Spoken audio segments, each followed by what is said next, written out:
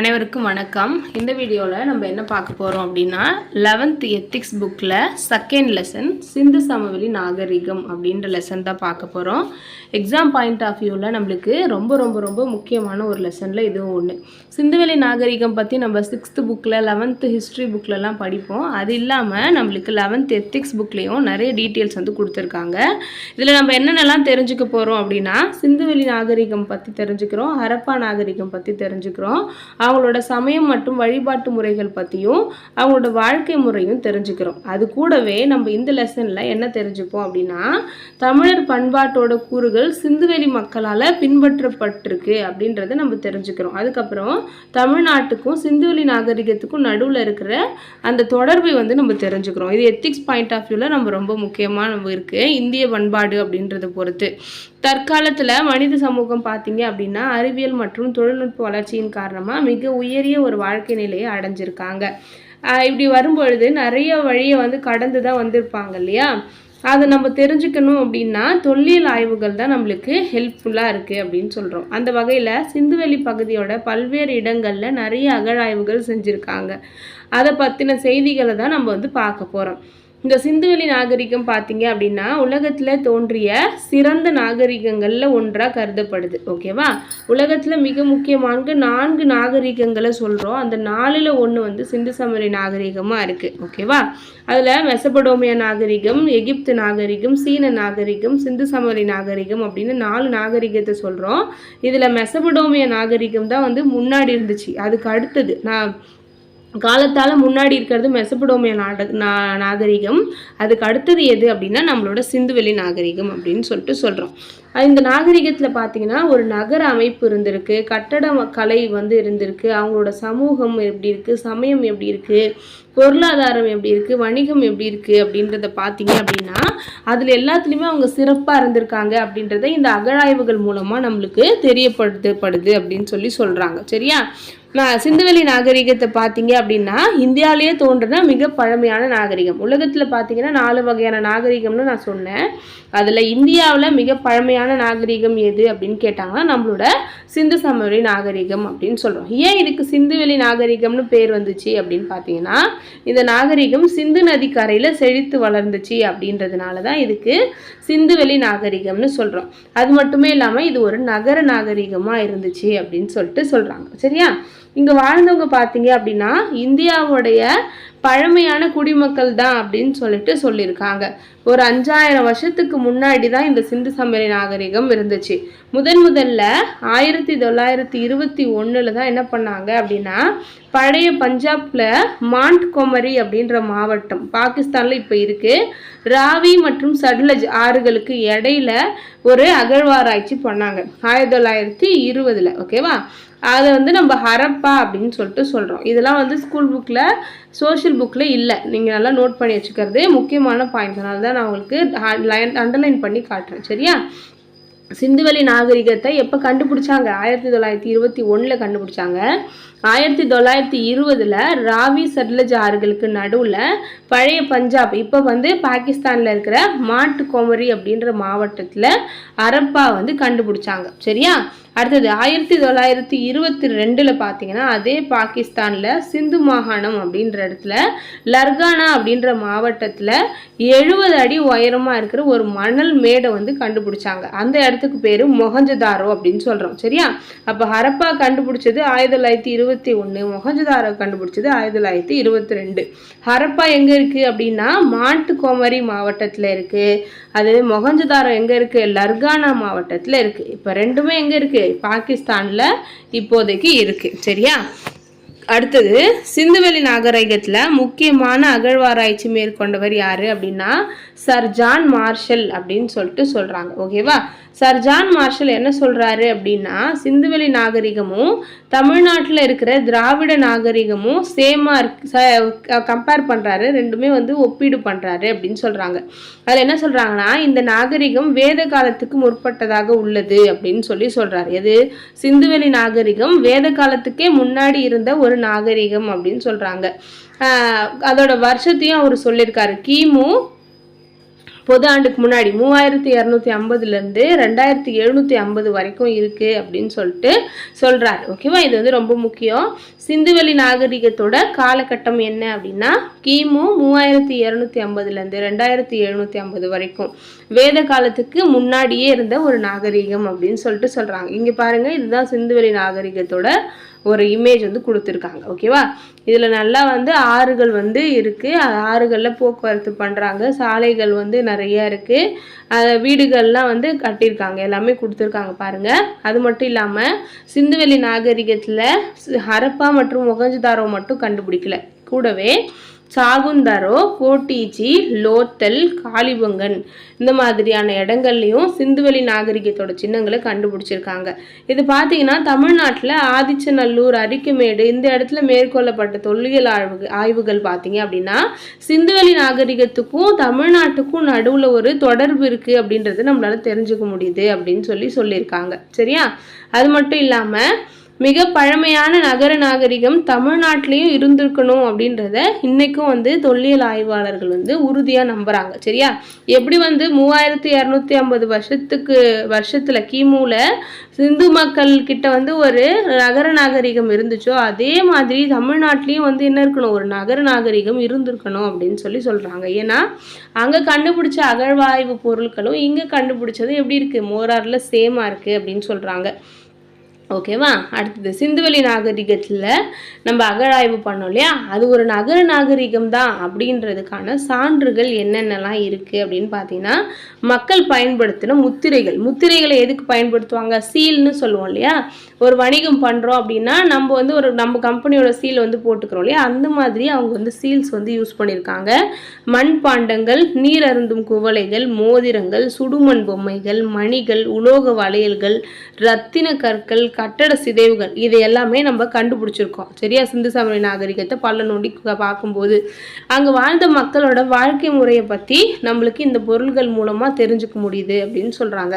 அடுத்தது சிந்துவெளி நாகரிகமும் தமிழர் நாகரிகமும் அப்படின்னு பார்க்கும்போது இப்போ தமிழ்நாட்டில் பயன்படுத்தப்பட்டு வர பேர்கள், ஊர் பேர்லாம் பார்த்தீங்க அப்படின்னா சிந்துவெளி நாகரிகத்தில் இருந்திருக்கு அப்படின்னு சொல்கிறாங்க. ஃபார் எக்ஸாம்பிள் தமிழ்நாட்டில் பார்த்தீங்கன்னா ஆரணி, கொர்க்கை, மயிலம், மானூர், நாகல், தொண்டி, கண்டிகை இந்த மாதிரி இடப்பெயர்கள் இப்போ எங்கே இருக்குது அப்படின்னா பாகிஸ்தானில் இருக்குது. அப்போ பாகிஸ்தான் தான் வந்து என்னது சிந்துவெளி நாகரிகம் இருந்த ஒரு இடமா இருக்குது. ஓகேவா, இங்கே பாருங்கள் இந்த இமேஜில் இதுதான் வந்து பாகிஸ்தான், இந்தியா கூட இருக்கிற பாகிஸ்தான் அப்படின்னு சொல்கிறாங்க. இதில் இந்த இடத்துல இந்தியா இருக்குது, இந்த இடத்துல பாகிஸ்தான் இருக்குது. இதில் மொஹஞ்சதாரோ எங்கே இருக்குன்னு பாருங்கள், இப்போ இருக்கிற பாகிஸ்தானில் தான் இருக்குது. அதே மாதிரி கண்டிவாரி வாலா, ஹரப்பா, ராக்கி கர்கி எல்லாமே வந்து கொடுத்துருக்காங்க. இதில் பார்த்தீங்கன்னா நம்ம ஊர் பேர் எங்கெல்லாம் இருக்குது அப்படின்னு பாருங்கள். முல்லை அப்படின்னு ஒரு ஊர் இருக்குது, கோ அப்படின்னு ஒரு ஊர் இருக்குது, அதுக்கப்புறம் வந்து வஞ்சி, கரூரோ, ஓகேவா, மதுரை, கொர்க்கை, குடம், தமிழ், காவேரி வாலா அப்படின்னு சொல்லிட்டு தொண்டி, ஓகேவா, நொச்சி, வன்னி, பாண்டியர், பொறை, ஏரை இப்படிலாம் வந்து நம்ம தமிழ் பேராகவே வந்து எல்லாமே இருக்குது பாருங்க. ஆமூர், ஓகேவா, இது எல்லாமே வந்து என்ன சொல்கிறாங்க, தமிழர் நாகரிகத்துக்கும் சிந்து சமவெளி நாகரிகத்துக்கும் நடுவில் என்ன இருக்குது, ஒரு இது இருக்குது, ஒற்றுமை இருக்குது அப்படின்றத காட்ட வருது. கூடவே இங்கே ஆப்கானிஸ்தான் இருக்குது பாருங்கள். ஆப்கானிஸ்தான்லேயும் பார்த்தீங்கன்னா கொர்க்கை, பாண்டி, காவிரி, யாழூர், ஓகேவா, இதே மாதிரி சேரன், பொதினே, போர்த்தமிழ், பனை, மோஷி இப்படிலாம் வந்து ஊர் பேர் இருக்குது. இதுவுமே அந்த தமிழ் பேர்லேருந்து வந்திருக்கு. ஓகேவா, அப்போ எல்லாருமே ஒன்றா இருந்திருக்க வேண்டியதுக்கு ஆதாரம் இருக்குது அப்படின்னு சொல்கிறாங்க. அதே மாதிரி தமிழ்நாட்டில் இருக்கிற ஊர் பேர்கள் பார்த்தீங்கன்னா ஆலூர், ஆசூர், படூர், இஞ்சூர், குந்தா, நாகல், தானூர், செஞ்சி இந்த மாதிரி இடப்பெயர்கள் இப்போ இருக்கிற ஆப்கானிஸ்தான்லேயும் இருக்குது அப்படின்னு சொல்கிறாங்க. இதெல்லாமே நோட் பண்ணி வச்சுக்கோங்க.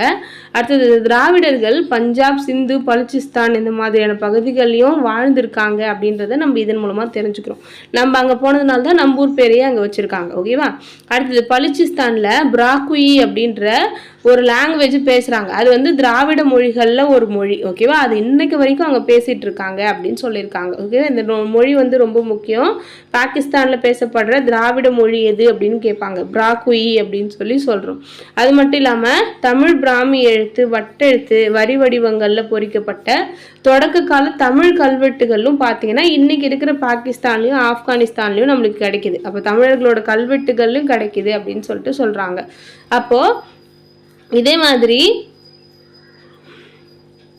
சிந்துவெளி நாகரிகத்தை விரிவாக ஆய்வு செய்த சர் ஜான் மார்ஷல் என்ன சொல்கிறாரு அப்படின்னா, ஹரப்பா மொஹஞ்சதாரோ நகரங்கள் இந்தியாவோட பிற பகுதிகளோட தொடர்பு கொண்டிருந்திருக்கும் அப்படின்னு சொல்லியிருக்காரு. அடுத்தது அங்கே இருந்த மக்கள் திராவிடர்கள், மத்திய தரைக்கடல் இனத்தினர், முந்தைய ஆஸ்ட்ரலாய்டுகள், ஆல்பைன்கள், மங்கோலியர்கள், இவங்க எல்லாருமே சிந்துவெளி மக்களாக இருந்திருக்காங்க. சரியா? யார் யாரெல்லாம் சிந்துவெளி நாகரிகத்தில் இருந்தாங்க? திராவிடர்கள் இருந்திருக்காங்க, மத்திய தரைக்கடல் மக்கள் இருந்திருக்காங்க, ஆஸ்ட்ரலாய்டுகளில் பழைய காலத்தில் இருந்தவங்க இருந்திருக்காங்க, ஆல்பைன்கள் இருந்திருக்காங்க, மங்கோலியர்கள் எல்லாம் இருந்திருக்காங்க. ஆனால் இந்த நிலப்பகுதியில் இவ்வளோ பேர் வாழ்ந்தாங்க இல்லையா? ஆனால் இது தோற்றுவிச்சது யார் அப்படின்றத நம்மளால் திட்டவட்டமாக தெரிஞ்சுக்க முடியல அப்படின்னு சொல்கிறாங்க. இவர்கள் திராவிடர்களாக தான் இருக்கணும், அதாவது சிந்துவெளி நாகரிகத்தை ஒரு நாகரிகத்தை உருவாக்குனது திராவிடர்களாக தான் இருக்கணும் அப்படின்னு யாரெல்லாம் சொல்கிறாங்கன்னா, sir John Marshall, RD Banerji, Heras பாதிரியார், இவங்க 3 பேரும் என்ன சொல்லியிருக்காங்க? சிந்துவெளி நாகரிகத்தை உருவாக்குனது திராவிடர்கள் தான் அப்படின்னு சொல்லியிருக்காங்க. அடுத்தது சிந்துவெளி மக்கள் பேசின மொழியும் தமிழ் மொழி தான் அப்படின்னு அவங்க 3 பேரும் சொல்றாங்க. சரியா? திராவிடர்கள்னா யாரு அப்படின்னு கேட்டீங்கன்னா, பண்டைய காலத்துல தமிழ்நாட்டுக்கு வந்த யவனர்கள் இந்த நாட்டை திறமிலிக்கே அப்படின்னு சொல்லியிருக்காங்க. யவனர்கள்னா கிரேக்கர்கள்னு சொல்லுவோம். தமிழ்நாட்டுக்கு கிரேக்கத்துலேருந்து வரும்போது நம்ம தமிழ்நாட்டு பேரை அவங்க திறமிலிக்கே அப்படின்னு சொல்லியிருக்காங்களாம். அதுக்கப்புறம் காஞ்சியை ஆட்சி செய்த நந்திவர்ம பல்லவன் பல்லவ மன்னன் என்ன சொல்றாருன்னா, தமிழ் மன்னர்களை என்ன சொல்றாரு? திராவிட மன்னர்கள் அப்படின்னு சொல்றாங்க. அது மட்டும் இல்லாம கங்காதேவி அப்படின்றவங்க மதுரா விஜயம் அப்படின்னு ஒரு புக் எழுதியிருக்காங்க. அதுலயும் தமிழ்நாட்டை அவங்க திராவிட தேசம் அப்படின்னு சொல்றாங்க. ஓகேவா? திராவிட மன்னர்களை என்ன சொல்றாங்கன்னா திறமில ராஜாக்கள் அப்படின்னு சொல்றாங்க. அப்போ பழைய காலம் தொட்டே தமிழ் அப்படின்ற சொல்லை மற்ற லாங்குவேஜ்காரங்க அந்த இழு வராது இல்லையா? ழா சிறப்பு ழகரம் அப்படின்றதுனால தமிழர்களுக்கு மட்டும்தான் அந்த ழா வரும் அப்படின்றதுனால அது நம்ம மற்றவங்க என்ன சொல்றாங்க? திறமிட அப்படின்னு சொல்லி அது கடைசி காலப்போக்கில் அது என்னவாயிடுச்சு அப்படின்னா திராவிட அப்படின்றது வந்திருக்கும் அப்படின்னு சொல்றாங்க. ஓகேவா? திறவிட திராவிடா அப்படின்னு வந்திருக்கும் அப்படின்னு சொல்லியிருக்காங்க. இதில் முக்கியமாக நம்ம பார்க்க வேண்டியது இந்த திராவிடர்கள் யார் அப்படின்ற இடத்துல இருக்கிற பாயிண்ட்ஸ் ரொம்ப முக்கியம். சரியா? யவனர்கள் தமிழர்களை என்ன அழைச்சாங்க? திறமிலிக்கே அப்படின்னு அழைச்சாங்க. இது ஒரு 1 மார்க் கொஸ்டின். நந்திவர்ம பல்லவன் தான் என்ன பண்றாரு? திராவிட மன்னர்கள்னு சொல்லியிருக்காரு. கங்காதேவி எழுதின புக்கு மதுரா விஜயம், அதுல அவங்க தமிழ் தேசத்தை திராவிட தேசம்னு சொல்லி திராவிட ராஜாக்கள்னு சொல்லியிருக்காங்க. இது எல்லாமே எக்ஸாம் பாயிண்ட் ஆஃப் வியூல ரொம்ப முக்கியம் அப்படின்னு பார்த்துக்கோங்க. அடுத்ததா சிந்துவெளி நாகரிகத்துல தொல்பொருள் ஆய்வை மேலும் விரிவுபடுத்தி அதுல அறிவியல் முறைகளையும் தொழில்நுட்பங்களையும் கையாண்டவர் யாரு அப்படின்னா சர் மார்டிமர் வீலர். ஃபர்ஸ்ட் சிந்துவெளி நாகரிகத்தை ஆராய்ச்சி பண்ணது யாரு அப்படின்னா சர் ஜான் மார்ஷல். அவரு கூடவே இவர் என்ன பண்றாரு? சர் மார்டிமர் வீலர் தான் என்ன பண்றாரு? சயின்டிஃபிக்கலா எக்ஸ்கவேஷன் அப்படின்றது கொண்டு வராரு. ஓகேவா? அவரு தான் என்ன சொல்றாரு? இது ஒரு நகர நாகரிகம் அப்படின்னு சொல்லியிருக்காரு. ஓகேவா? ஆரியர்கள் வருகைக்கு முன்னாடியே இந்த நகர நாகரிகம் செழிப்பா இருந்துச்சு அப்படின்னு சொல்றாரு. ஆரியர்கள் இந்தியாவுக்கு வந்தபோது திராவிடர்கள் எங்கெல்லாம் இருந்தாங்க அப்படின்னா சுமேரியாவுக்கும் பாபிலோனியாவுக்கும் கூட தொடர்புகள், வணிக தொடர்புல இருந்திருக்காங்க அப்படின்னு சொல்றாங்க. திராவிடர்கள் தான் பார்த்தீங்கன்னா கலை நயத்திற்கும் பண்பட்ட வாழ்க்கைக்கும் பழக்கப்பட்டு இருந்தாங்க அப்படின்னு சொல்லியிருக்காங்க. அப்போது சிந்துவெளி நாகரிகம் பார்த்தீங்கன்னா ஆரிய நாகரிகத்துக்கு முன்பே இருந்த ஒரு வளர்ச்சி அடைந்த நாகரிகமாக இருந்திருக்கு அப்படின்னு யார் சொல்கிறது? சர் மார்டிமர் வீலர் சொல்லியிருக்காரு. சரியா? அடுத்தது பாக்ஸில் பாருங்கள். கீழடியில் ஒரு தொல்லியல் களம் அப்படின்றது இருக்குது. இந்திய தொல்லியல் ஆய்வு நிறுவனத்தினால அகழாய்வு செய்யப்பட்டு வர ஒரு சங்ககால இருப்பிடம் தான் இந்த கீழடி அப்படின்னு சொல்கிறாங்க. அப்போ கீழடியில் அகழாய்வு செய்கிறது இந்திய தொல்லியல் ஆய்வு நிறுவனம். இந்த அகழாய்வு மையம் எங்கே இருக்குன்னா தமிழ்நாட்டில் மதுரைக்கு தென்கிழக்கில் 12 கிலோமீட்டர்லையும் சிவகங்கை மாவட்டத்தில் இருக்கிறது தான் இந்த கீழடி அப்படின்னு சொல்கிறாங்க.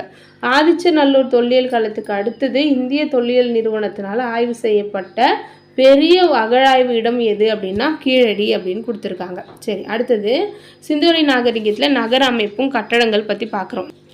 சிந்துவெளியில் மைய அரசு இருந்தமைக்கான சான்றுகள் மொகஞ்சதாரோட கிடச்சிருக்கு அப்படின்னு சொல்கிறாங்க. ஒரு சென்ட்ரலாக ஒரு சிஸ்டம் இருந்தால் தான் ஆனால் என்ன பண்ண முடியும், எல்லாரையும் கொண்டு போக முடியும் அப்படின்றதுக்கு. என்ன இதுக்கு காரணம்னா, பல தூண்கள் கொண்ட பல தூண்களாய் கொண்டு தாங்குற ஒரு மன்றம் இருந்திருக்கு. கூடவே பொதுக்கூடம் அப்படின்றது இருந்திருக்கு சிந்துவெளி நாகரிகத்தில். எங்கே இருந்துச்சுன்னா மொகஞ்சதாரோவில் இருந்துச்சு. அதுக்கப்புறம் வணிகத்தில் அவங்க சிறந்து விளங்குனாங்க அப்படின்னு சொல்கிறாங்க. இவங்களோட பொருள் பணத்தெல்லாம் சேர்த்து மாட மாளிகையில் வாழ்ந்திருக்காங்க அப்படின்னு சொல்லியிருக்காங்க. அடுத்ததா நகரத்தோட தெருக்கள் அகலமாக இருந்திருக்கு, நேராக இருந்துச்சு, சுகாதார வசதி கொண்டனவா இருந்துச்சு. தெருக்கள் எப்படி இருந்துச்சு அப்படின்னா கிழக்கு மேற்காகவும் வடக்கு தெற்காகவும் இருந்துச்சு அப்படின்னு சொல்கிறாங்க. பெரிய தெருக்கள் பார்த்தீங்க அப்படின்னா 33 அடி என்ன இருந்துச்சு, அகலத்தில் இருந்துச்சு.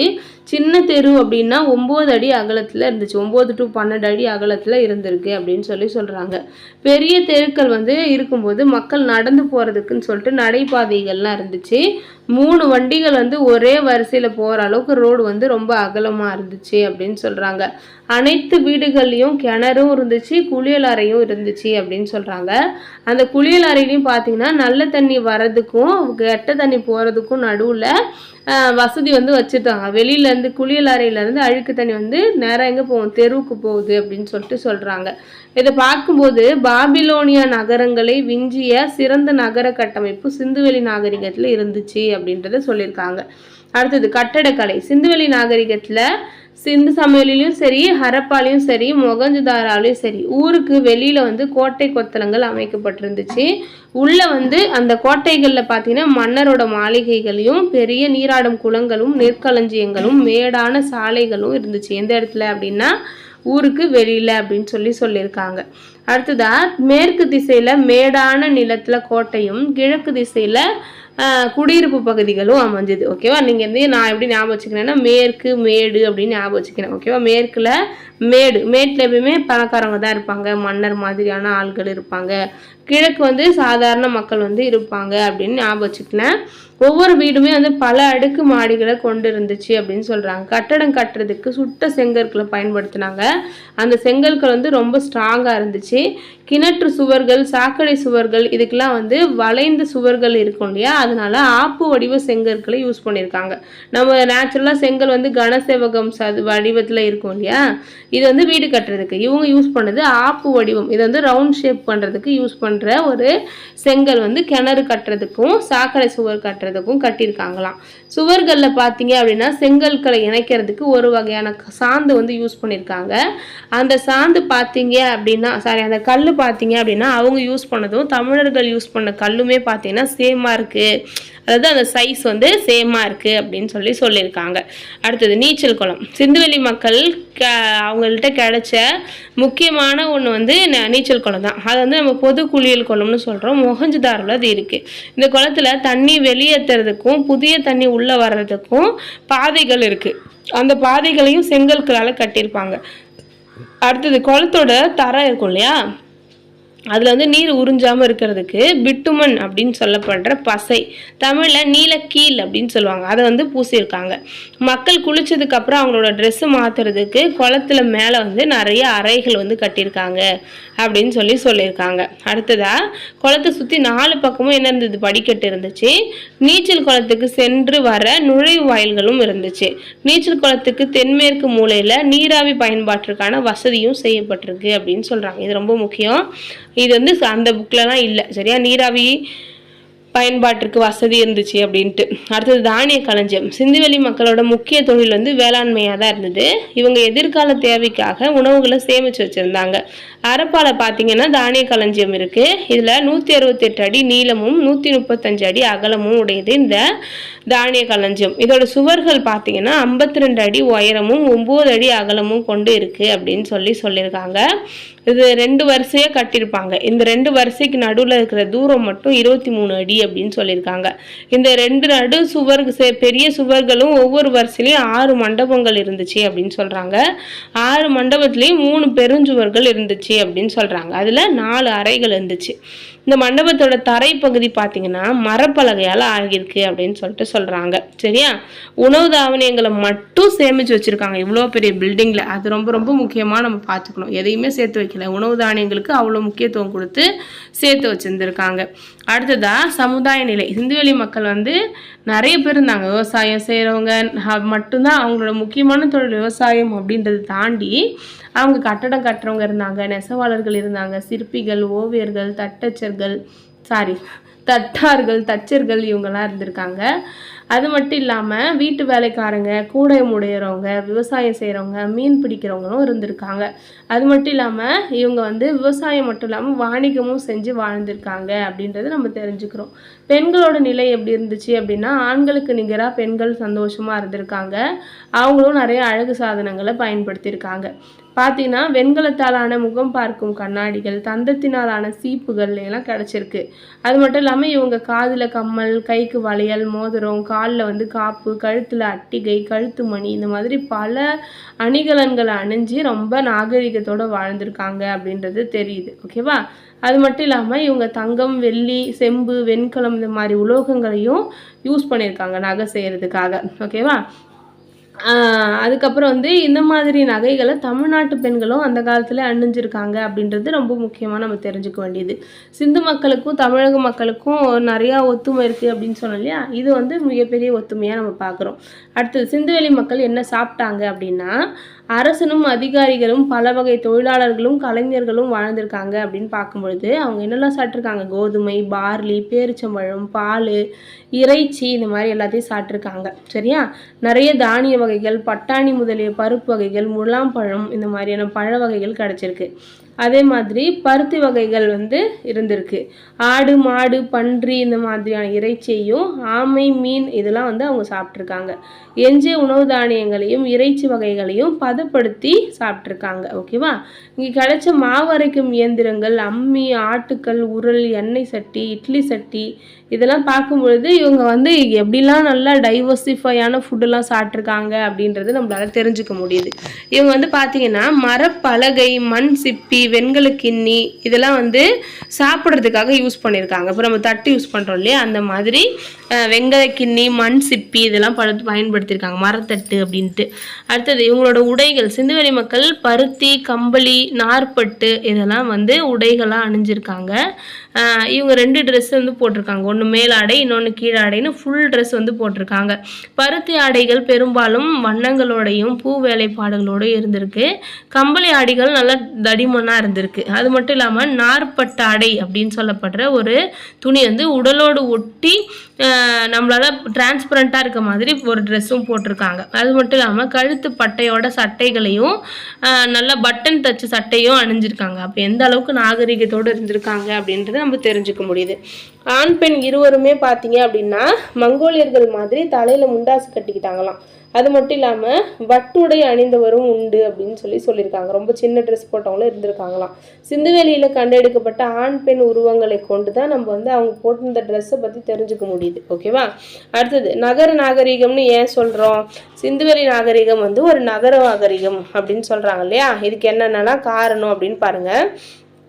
ஷில்டே அப்படின்னு சொல்லிட்டு ஒரு அறிஞர் இருந்தார். அவர் வந்து ஒரு நாகரிகத்தை நம்ம நகர் நாகரிகம் அப்படின்னு சொல்லணும் அப்படின்னா அங்கே என்னெல்லாம் இருக்கணும் அப்படின்னு சொல்லி ஒரு லிஸ்ட்டு கொடுத்துருக்காரு. அதில் என்ன சொல்லியிருக்காரு? அதிக மக்கள் தொகை இருக்கணும், பல்வேறு தொழில் செய்பவர்கள் இருக்கணும், வணிகர்கள் இருக்கணும், பணியாளர்கள் இருக்கணும், அவங்க வாழறதுக்கான குடியிருப்புகள் இருக்கணும், கூடவே பொது கட்டடங்கள் இருக்கணும், அவங்களுக்கு எழுத்துக்கள் இருக்கணும், கலை வடிவங்கள் இருக்கணும். அப்படி பார்க்கும் பொழுது சிந்துவெளி மக்களுக்கு இது எல்லாமே இருக்குது அப்படின்னு சொல்லிட்டு சொல்கிறாங்க. ஓகேவா? உள்நாட்டு வணிகம் இருந்தது, வெளிநாட்டு வணிகமும் இருந்திருக்கு. நிறைய தொழில் மையங்களாக அந்த நகரங்கள் இருந்திருக்கு. ஏற்றுமதிக்காக பொருட்கள் அதிகமாக உற்பத்தி செஞ்சாங்க. இங்கே பல நகரங்களில் நகராட்சி முறை பயன்பாட்டில் இருந்திருக்கு. ஓகேவா? அப்போது ஒரு சென்ட்ரல் கவர்மெண்ட் இருந்திருக்கணும் அப்படின்றது நம்மளுக்கு உறுதியாக தெரியுது. அப்போது இதெல்லாம் வச்சு பார்க்கும்பொழுது சிந்துவெளி நாகரிகம் வந்து ஒரு நகர நாகரிகம் தான் அப்படின்னு சொல்லிட்டு சொல்கிறாங்க. அடுத்தது பொழுதுபோக்கு அப்படின்னு பார்க்கும்போது மொகஞ்சதாரோவில் கிடைச்ச விளையாட்டு பொருட்கள், கோலிகள் இதுதான் அதிகமாக கிடச்சிருக்கு. கோலி குண்டு தான் அதிகமாக கிடச்சிருக்கு. அது கூடவே பகடைக்காய், சொக்கட்டான், சதுரங்கம் ஆடுவது இதெல்லாம் வந்து அவங்களுக்கு பொழுதுபோக்காக இருந்துச்சு. சதுரங்க அட்டை வந்து பார்த்தீங்க அப்படின்னா மரத்தாலையும், சதுரங்க காய்கள் வந்து களிமண்ணாலையும் செஞ்சுருந்தாங்களாம். சரியா? சிறுவர்கள் களிமண்ணில் பொம்மைலாம் செஞ்சு விளையாடி இருக்காங்க. சரியா? அடுத்தது சுடுமண் விளையாட்டு பொம்மைகள் இங்கே கொடுத்துருக்காங்க பாருங்கள், இதெல்லாம் வந்து இருந்திருக்கு. அது மட்டும் இல்லாமல் இந்த விளையாட்டுலாம் தமிழ்நாட்டிலையும் இருந்திருக்கு. அப்போது சிந்துவெளி நாகரிகத்துக்கும் திராவிட நாகரிகத்துக்கும் நல்ல தொடர்பு இருக்குது அப்படின்றத நம்ம தெரிஞ்சுக்கிறோம். அது மட்டும் இல்லாமல் சிந்துவெளி மக்களுக்கும் இசை, நாட்டியம் இதில் ஆர்வம் இருக்குது. இவங்களும் காளை சண்டை, கோழி சண்டை, வேட்டையாடுறது, பறவை வளர்க்குறது இதிலெல்லாம் இம்பார்ட்டன்ஸ் கொடுத்துருக்காங்க. தமிழ்நாட்டிலையும் பார்த்தீங்கன்னா பழைய காலத்துலேருந்தே கோழி சண்டை அதெல்லாம் இருந்திருக்கு.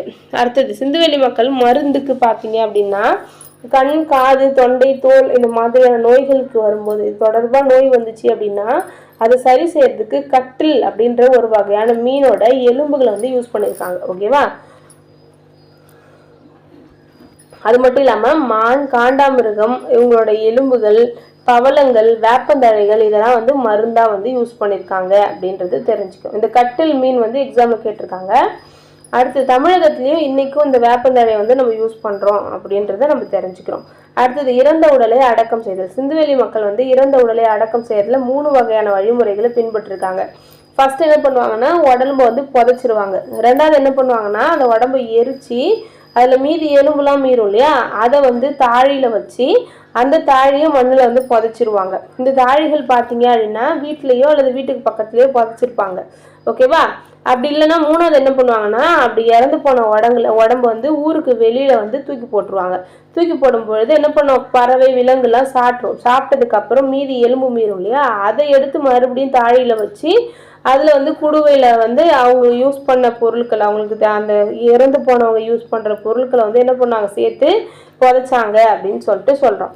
அப்படி புதைக்கும் போது என்ன பண்ணுறாங்க அப்படின்னா அவங்களுக்கு பிடிச்ச பொருட்கள்லாம் இருக்கும் இல்லையா, உணவுப் பொருட்கள்லாம் இருக்கும், இதெல்லாம் வந்து அது கூடயே வச்சு புதைக்கிறாங்க. அவங்க யூஸ் பண்ண பொருட்கள்லாம் இருக்கும். இதை வந்து இந்த மாதிரியான பழக்கம் வந்து அந்த காலத்தில் தமிழ்நாட்டிலையும் இருந்துச்சு. நிறைய இடத்துல ஆதிச்சநல்லூர்லாம் பார்த்தீங்கன்னா நிறைய முதுமக்கள் தாழிகள் தான் கண்டுபிடிச்சாங்க. அது மட்டும் இல்லாமல் அத்திரம்பாக்கம், அரிக்கமேடு, திருக்காம்புலியூர், தாமிரபரணி ஆற்றங்கரை இந்த இடத்துலலாம் பார்த்தீங்கன்னா நிறைய முதுமக்கள் தாழிகளை நம்ம கண்டுபிடிச்சிருக்கோம். அது மட்டும் இல்லாமல் தமிழ்நாட்டோட வடக்குலையும் பார்த்தீங்கன்னா தக்காணத்தோட தெற்குலையும் பார்த்தீங்கன்னா இதுக்கான சான்றுகள் நிறைய இருக்குது அப்படின்னு சொல்கிறோம். அப்போ இதுலேருந்து என்ன தெரியுது, சிந்துவெளி மக்களுக்கும் நம்மளுக்கும் நல்ல ஒத்துமை இருக்குது அப்படின்றது தெரிஞ்சுக்கிறோம். இறந்தவர்களை வந்து வடக்கு தெற்காக புதைக்கிற பழக்கம் சிந்துவெளி நாகரிகத்தில் இருந்திருக்கு. அதே மாதிரி தான் நம்ம தமிழ்நாட்டிலையும் இருந்திருக்கு அப்படின்னு சொல்லிட்டு சொல்கிறோம். அடுத்தது உருண்டை வடிவம் கொண்ட ஈமத்தாழிகள் பயன்படுத்தினாங்க. 2 இடத்துலையுமே அதே டைப்பில் ஈமத்தாழிகள் படித்து கொண்டு வந்திருக்காங்க. அதே மாதிரி இன அடிப்படையிலையும் சரி, தொழில்நுட்ப அடிப்படையிலையும் சரி, சிந்துவெளி நாகரிகத்துக்கும் தமிழகத்திற்கும் நல்ல தொடர்பு வந்து உறுதி செய்யப்பட்டிருக்கு. அடுத்த சிந்துவெளி மக்களோட பொருளாதார வாழ்க்கை முறை. சிந்துவெளி நாகரிகம் ஆற்றங்கரையில் தோன்றுச்சு அப்படின்றதுனால அங்கே இருக்க மக்கள் வந்து நீர்வழி பயணம் மேற்கொண்டு உள்நாட்டுக்கு வெளிநாட்டுக்கெல்லாம் போயிட்டு வந்தாங்க. அவங்க உள்நாட்டில் எங்கெல்லாம் போனாங்கன்னா காஷ்மீர், மைசூர், நீலகிரி மலை, கிழக்கு இந்தியா, மேற்கு ஆசியா, மத்திய ஆசியான்ற பகுதிகளெல்லாம் போயிருக்காங்க. அது மட்டும் இல்லாமல் கடல் கடந்து எங்கே போனாங்கன்னா சுமேரியா, எகிப்து போன்ற வெளிநாடுகளுக்கும் போயிட்டு வந்திருக்காங்க. அடுத்தது சிந்துவெளி மக்கள் விவசாயத்தை தான் முதன்மை தொழிலாக கொண்டு வந்திருக்காங்க. இவங்க என்னெல்லாம் விளைய வச்சாங்கன்னா கோதுமை, பார்லி, நெல், எள்ளு, காய்கறி இந்த மாதிரி பயிர் வச்சிருக்காங்க. இவங்களுக்கு உணவுப் பொருட்களை சேமித்து வைக்கிற பழக்கமும் இருந்திருக்கு. அதனால தான் என்ன பண்ணாங்க, ஹரப்பால ஒரு பெரிய தானிய களஞ்சியம் கட்டியிருக்காங்க. அந்த அகழ்வாராய்ச்சியின் போது நம்மளுக்கு சிதைந்து கிடந்த பல கால்வாய்களை கண்டுபிடிக்க முடிஞ்சிருக்கு. ஓகேவா? அப்போ அவங்களுக்கு குடிநீர் மற்றும் கழிவுநீருக்கு வடிகால் வசதியும் நல்லா பிளான் பண்ணி கட்டியிருக்காங்க. அப்போ என்ன பண்ணியிருக்காங்க, சுகாதாரத்தோட வாழ்ந்திருக்காங்க அப்படின்றது தெரியுது. அதுக்கப்புறம் நிலத்தை உழுதுதற்கான ஆதாரங்கள் நம்மளுக்கு காளிபங்கன் அப்படின்ற இடத்துல கிடைச்சிருக்கு. இது எக்ஸாம்ல கேட்பாங்க, உழுத நிலம் கிடைச்ச இடம் எது அப்படின்னு சொல்லிட்டு காளிபங்கன். ஓகேவா? இது வந்து நம்மளுக்கு என்ன தெரியுது, அவங்க உழவு தொழில ரொம்ப வந்து மேல் நோக்கி சிறப்பா இருந்திருக்காங்க அப்படின்றது தெரியுது. அதுக்கப்புறம் வேளாண்மைக்கு திமிழ் இருக்கிற காளைகளை அதிகமா யூஸ் பண்ணியிருக்காங்க. அது கூடவே ஒட்டகங்களும் எருமைகளும் கூட யூஸ் பண்ணியிருக்காங்க. விவசாயத்துக்கு தேவையான நீர் எங்கேருந்து வந்திருக்குன்னா சிந்து நதியிலேருந்து வந்திருக்கு. அதே மாதிரி அகழாய்வின் போது நம்மளுக்கு கலப்பைகள், அரிவாள்கள் இதெல்லாமே கிடைச்சிருக்கு. அப்போ வேளாண்மையில ரொம்ப டெக்னாலஜிக்கலாக இருந்திருக்காங்க அப்படின்றத நம்ம தெரிஞ்சுக்கிறோம். சிந்துவெளி மக்கள் வீட்டில் என்னெல்லாம் வளர்த்தாங்க அப்படின்னா வீட்டில் வந்து அவங்க கால்நடை வளர்ப்பை ரொம்ப முக்கியமாக பண்ணியிருந்தாங்க. அவங்களோட வீட்டில் பசு, செம்மறி ஆடு, வெள்ளாடு, எருமை மாடு, எருது, நாய், பன்றி, ஒட்டகம் இதெல்லாம் வளர்த்துருக்காங்க. அதனால அவங்களோட பொருளாதாரம் ரொம்ப மேம்பட்டு இருந்துச்சு அப்படின்னு சொல்லிட்டு சொல்றாங்க. வீட்டை பாதுகாக்கிறதுக்காகவும் வேட்டைக்காகவும் அவங்க நாயை வந்து பயன்படுத்தியிருக்காங்க. கூடவே பூனை, மான், மயில், வாத்து, கிளி போன்ற பறவைகளையும் வளர்த்துருக்காங்க. ஆனா இவங்களுக்கு என்ன தெரியாது, குதிரை பத்தி தெரியாது. இந்த கொஸ்டின் எப்ப பார்த்தாலும் கேட்டே இருப்பாங்க. ஒரு சிம்பிளான விஷயம் தான். இதை வந்து எத்தனை எக்ஸாம்ல கேட்டிருக்காங்க தெரியுமா? அதனால நான் வச்சுக்கோங்க. அடுத்தது, அவங்களுக்கு இரும்பும் தெரியாது, குதிரையும் தெரியாது. இது ரெண்டும் தெரியாதுன்றதுனால அடிக்கடி கேட்பாங்க. வேட்டையாடுதல். சிந்துவெளி மக்கள் பொழுதுபோக்குக்காக வேட்டையாடினாங்க, கூடவே வாழ்க்கை தேவைக்காகவும் வேட்டையாடினாங்க. அவங்க என்னெல்லாம் வேட்டையாடினாங்கன்னா யானை, காண்டாமிருகம், கரடி, மான், சிறுத்தை இதெல்லாம் வேட்டையாடி இருக்காங்க. அது மட்டும் இல்லாம இவங்க இந்த மாதிரியான பொருட்களை வந்து முத்திரைகளாக வந்து கொடுத்துருக்காங்க. ஓகேவா? இவங்க விலங்குகளோட தோல், முடி, எலும்பு இதெல்லாம் விற்று வணிகமும் செஞ்சுருக்காங்க. வேட்டைக்கு என்னெல்லாம் யூஸ் பண்ணியிருக்காங்கன்னா கோடாரி, ஈட்டி, குத்துவாள், மழு, தண்டு, கவன், அம்பு, வில்லு இந்த மாதிரி கருவிகளை யூஸ் பண்ணியிருக்காங்க. இந்த கருவிகளை எதில் செஞ்சுருந்தாங்கன்னா செம்பாலையும் வெண்கலத்தாலையும் செஞ்சுருக்காங்க. சரியா? அடுத்தது, உலோகங்களும் தாது பொருட்களும். சிந்துவெளி மக்கள் தங்கம், பித்தளை, வெள்ளி இந்த மாதிரி உலோகங்களை யூஸ் பண்ணியிருக்காங்க. பெரும்பாலான உலோகப் பொருட்கள் செம்பாலையும் வெண்கலத்தாலையும் தான் கண்டுபிடிச்சிருக்காங்க. சரியா? போர்க்கருவிகள் அப்படின்றது, போர்க்கருவிகள் செய்யறது இவங்களோட முதன்மை தொழிலா இருந்திருக்கு அப்படின்னு சொல்லியிருக்காங்க. அடுத்தது, கோடாரி, ஈட்டி, வில்லு, அம்பு, கதாயுதம், கவன், கத்தி இந்த மாதிரி ஆயுதங்கள் போர்ல வந்து யூஸ் பண்ணியிருக்காங்க. ஈட்டி முனை வந்து மிக கூர்மையானதாகவும் அகலமானதாகவும் இருந்தது அப்படின்னு சொல்றாங்க. சில வகையான கத்திகள்ல 2 பக்கமும் ஷார்ப்பா தீட்டி வச்சிருக்காங்க. வீடுகளுக்கு தேவையான பாத்திரங்களை வந்து மண், கல், தந்தம், செம்பு, பித்தளை இதனால செஞ்சிருக்காங்க. ஆனாலும் இவங்களுக்கு என்ன தெரியாது, இரும்பு வந்து தெரியாது. சரியா? அடுத்து வணிகம் பார்க்கும்போது ஹரப்பா, மொகஞ்சதாரோ நகரங்கள் வணிக மையங்களாக இருந்திருக்கு. உள்நாட்டு வெளிநாட்டு வணிகத்துக்கு அவங்க நிலவழி, நீர்வழி போக்குவரத்தை யூஸ் பண்ணியிருக்காங்க.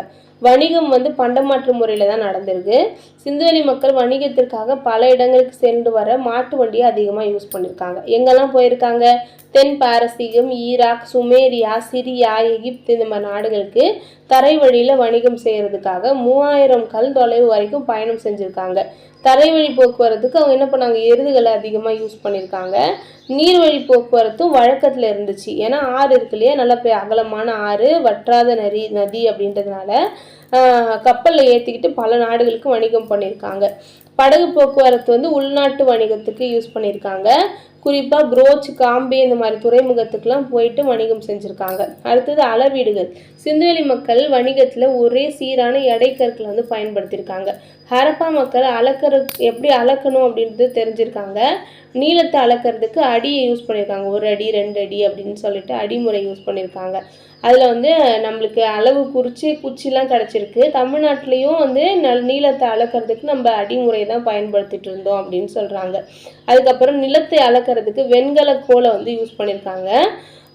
அவங்களோட அளவீட்டு முறையும் தமிழர்களோட அளவீட்டு முறையும் சேமாக இருந்துச்சு அப்படின்னு சொல்கிறோம். அடுத்தது, சமயம் மற்றும் வழிபாடு. சிந்து மக்கள் வந்து நல்லா சாமி கும்பிட்டாங்க.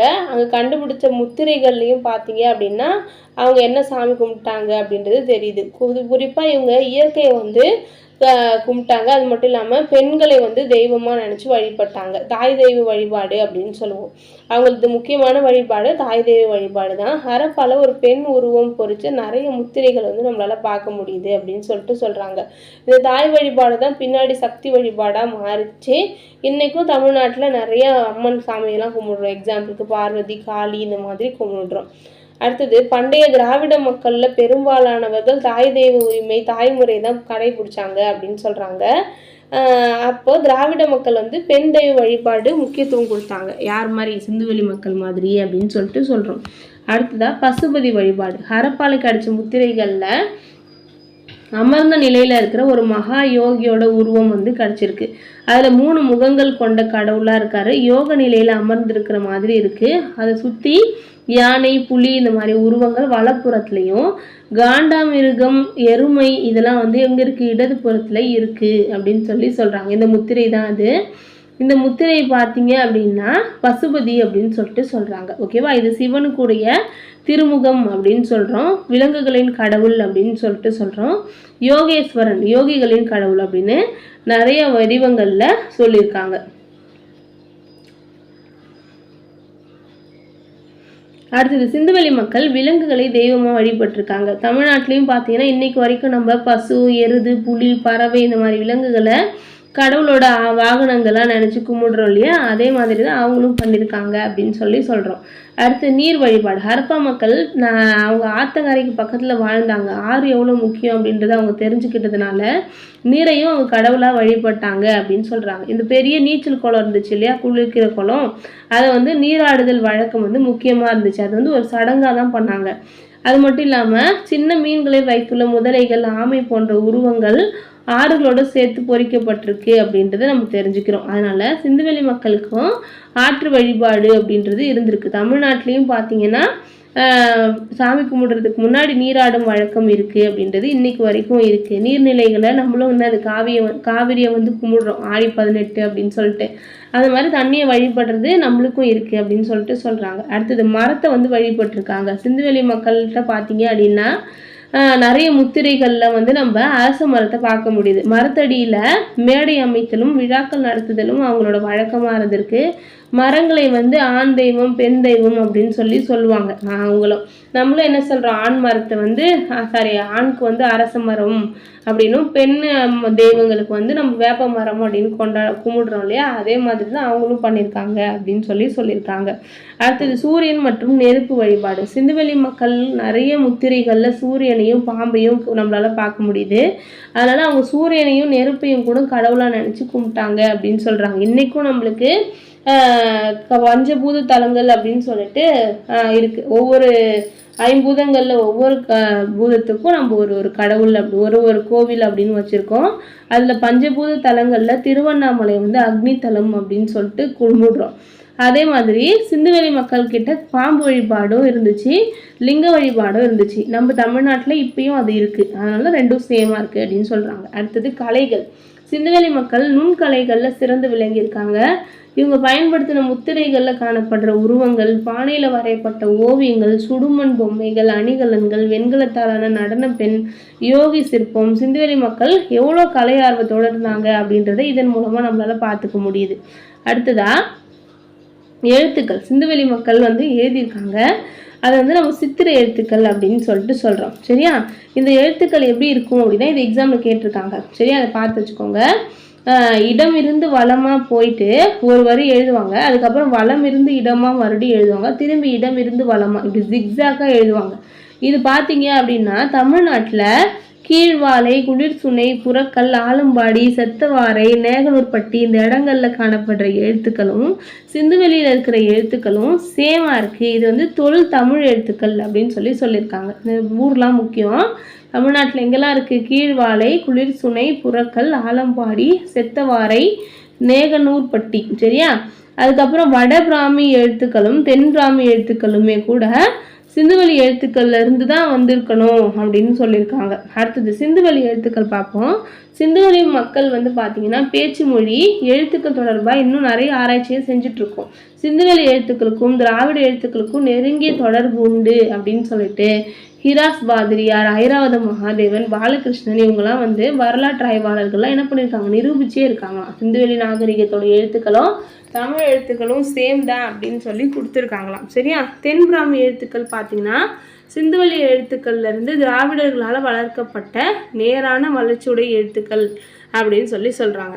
அதில் பார்த்தீங்கன்னா எப்படிலாம் சேமாக இருக்குதுன்னு பார்த்தீங்கன்னா திருநெல்வேலியில் நிறைய மண்பாண்டங்கள் கிடச்சிருக்கு. அதில் எழுத்திருக்கிற எழுத்துக்குறியும் நீலகிரியில் இருக்கிற கல்வெட்டையும் பார்த்தீங்க அப்படின்னா அது சிந்துவெளி எழுத்துக்கள் மாதிரியே இருக்கும் அப்படின்னு சொல்கிறாங்க. அப்போது திராவிட மொழி அப்படின்றது சிந்துவெளி மக்கள் கிட்ட இருந்து தான் வந்திருக்கும் அப்படின்னு சொல்கிறாங்க. ஓகேவா,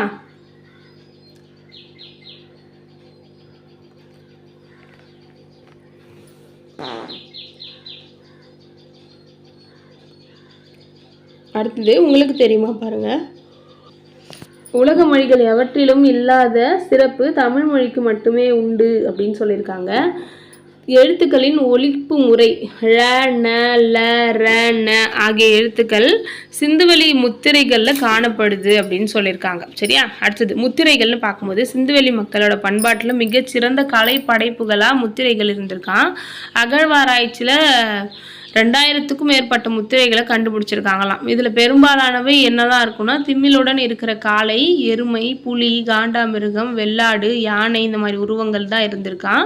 பல முத்திரைகள் கூடவே வந்து எழுத்து குறியீடுகளும் இருந்திருக்கு. அப்போ இவங்க வந்து இந்த முத்திரைகள் மூலமாக அவங்களோட வாழ்க்கையை வந்து நம்மளால் என்ன பண்ண முடியுது, வரலாற்றை வந்து தெரிஞ்சுக்க முடியுது அப்படின்னு சொல்கிறாங்க. அடுத்தது இந்த நாகரிகத்தோட அழிவு. ஓகேவா, ஒரு நாகரிகம் ரொம்ப சிறப்பாக இருந்துச்சு அப்படின்னா அது வந்து திடீர்னு காணாமல் போயிருக்கும் அப்படின்னும் பொழுது அது எப்படிலாம் அழிஞ்சிருக்கும் அப்படின்றத நம்ம தெரிஞ்சுக்கணும். ஆனால் இது வந்து நிறைய அறிஞர்கள் அவங்கவுங்க ஒரு கருத்து சொல்கிறாங்க, எதுவுமே ஒத்து போகல அப்படின்னு சொல்லிட்டு சொல்கிறாங்க. இருந்தாலும் பார்த்தீங்க அப்படின்னா நம்ம ஒரு யூகமாக வந்து சொல்லியிருக்காங்க, ஒரு பெரிய நாகரிகம், வளர்ந்த நாகரிகம், பண்பட்ட நாகரிகம் வந்து திடீர்னு ஒரு நாள் அழிஞ்சிருக்க முடியாது.